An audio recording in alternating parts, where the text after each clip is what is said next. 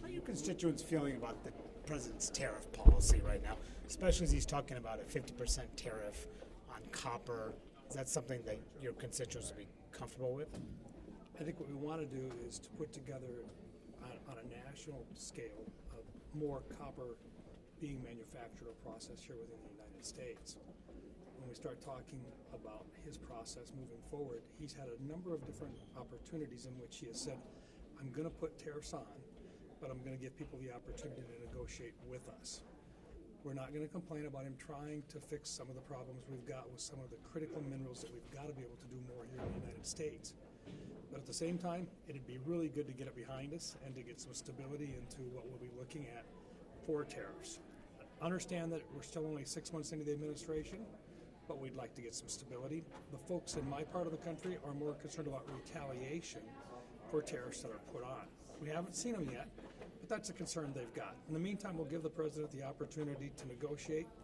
When he's done with his negotiations, hopefully this comes back down and there's a stability in the market. Is it time for the president to, on sanctions, to come out forcefully and support this Russia sanctions bill and get off the sidelines? I don't think he's been on the sidelines. He hasn't supported it. I don't think he's been on the sidelines. His messaging with us has been one of, I'm going to take a look at it. I understand. I want to find a peace process. I don't want any more killing. I want to find peace.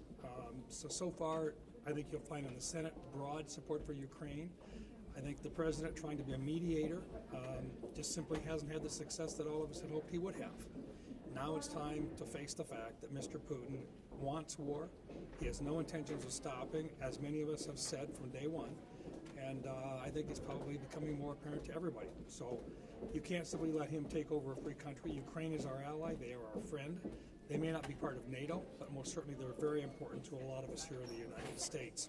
Senator, Secretary Hegseth halted weapons shipment to Ukraine. In that time, Russia has bombarded the country several times. What do you make of the halt and the fact that the president seemed to have no idea that it happened? I can't explain the communications there. All I can say is that we were very disappointed when we heard that there was going to be a halt in it.